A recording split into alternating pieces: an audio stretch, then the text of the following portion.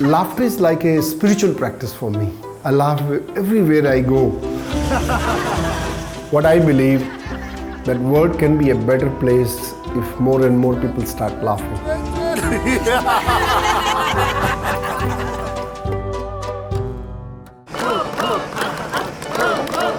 My name is Madan Kataria. I'm a medical doctor and creator of laughter yoga. It's time to laugh. Laughter yoga is a unique concept where anyone can laugh for no reason at all. We don't need to rely on jokes, sense of humor or comedies.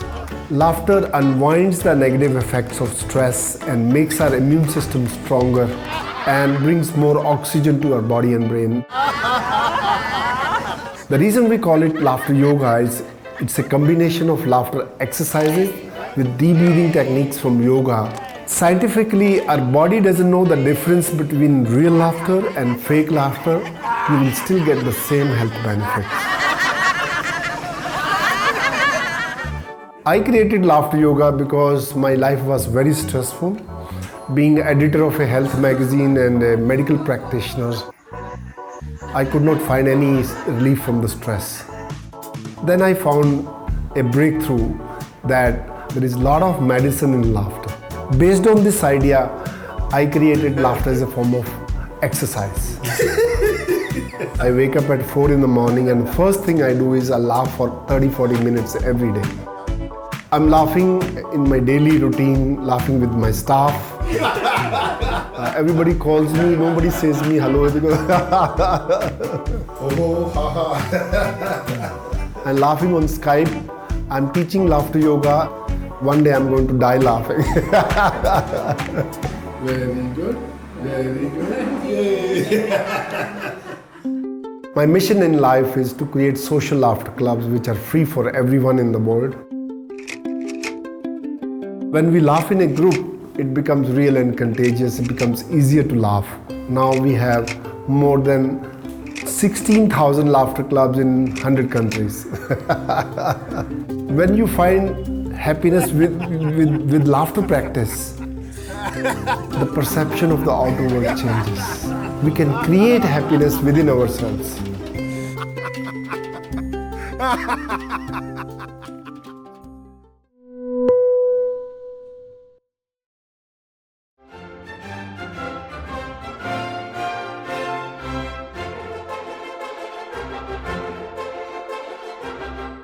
Please put your hands together for Danielle Perez. You guys, keep it going for those strong gentlemen. Keep it going for them. Lifting me on stage. I'm going to hit them up for a foot massage later. That's going to be tight. When I'm on stage and I'm performing, I feel really powerful. What I'm saying is being like telegraphed to all these people that are there to hear my story and be exposed to, you know, a Latina who's disabled and in a wheelchair. It's just a really important thing to be on stage representing that.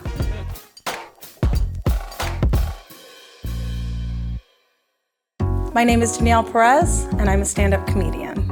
Performing stand-up comedy while using a wheelchair is a bit of a challenge. First of all, people are always they're just thrown off. They don't really get what's going on.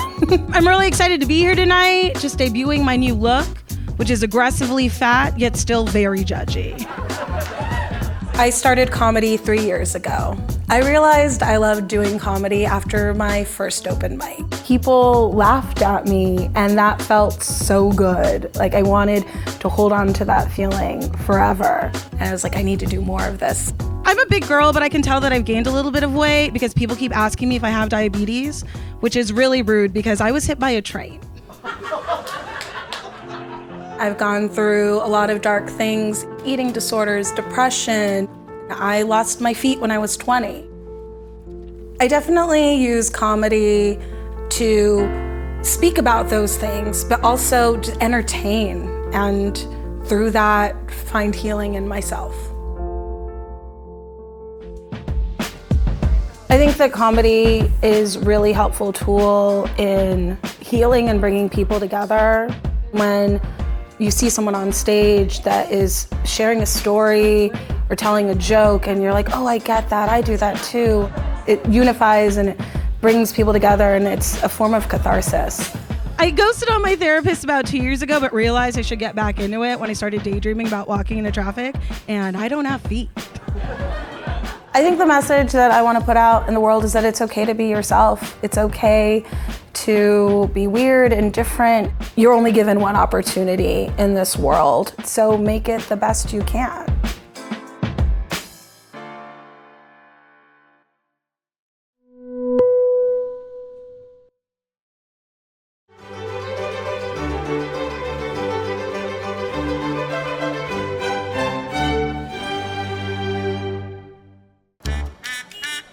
Charlie Chaplin Bharat में बहुत ही लोकप्रिय है। जैसे उन्होंने पहली picture 1914 में की, उसके बाद और आज तक उनके इंतकाल के बाद भी अभी तक वो दिलों में मशहूर हैं, लोगों के पास राज कर रहे हैं।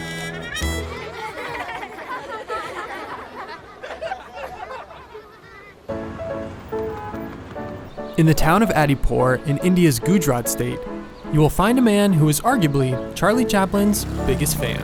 मेरा नाम डॉक्टर अशोक सुखमल आसवानी और मैं चार्ली चैपलिन को बहुत बहुत प्यार करता हूँ।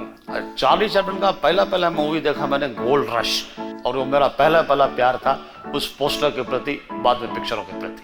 चार्ली चैपलिन की जब मैंने पिक्चर देखी तो मैं देखते देखते हंसते थे लोटपोट हो गया और बाकायदे सीट से नीचे गिर गया। Dr. Aswani practices herbal medicine in his village and uses Charlie Chaplin to help treat his patients. और उनको इलाज के लिए दवा देने के साथ डीवीडी भी चार्ली चैपलिन की देखता हूँ कि आप देखते रहें तो खुश होते हैं। Laughter is the best medicine.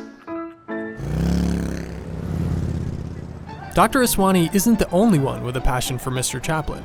He started the Charlie Circle in 1973 to honor and remember one of the world's greatest comedians. Charlie Chaplin is beloved because of his everyman attitude and comedy that brought joy to the masses. अभी हाल में हमारे पास Charlie circle के जो सदस्य गिने गए थे तो करीबन 350 हैं। Every year, the Charlie Circle celebrates Charlie Chaplin with a parade, singing, dancing, and of course, cake.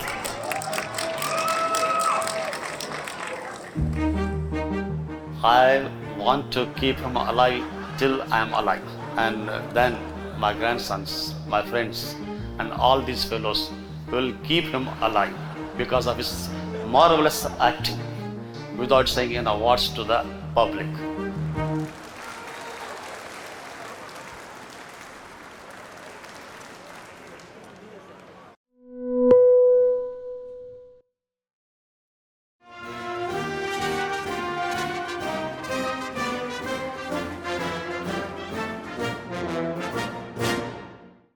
Goosebumps is one of the best-selling book series of all time. And this man is responsible for each and every terrifying, spine-tingling, horror-filled story. Hi, I'm R.L. Stine. I write the Goosebumps books. Huh, maybe he's not so scary. I actually started as a humor writer. Well, what do you know? In 1992, Scholastic released the very first Goosebumps book. But way before that, a young Bob Stine was into writing jokes. I started writing funny stuff when I was 9 years old. All I ever wanted to be was funny. When I came to New York, I had my own humor magazine. And after 10 years, I thought, gee, I've done what I always wanted to do. I guess I'll coast the rest of my life. I had no idea what was in store for me. And then, things started to get spooky. I had lunch with the editorial director at Scholastic. She had a fight with a YA horror writer.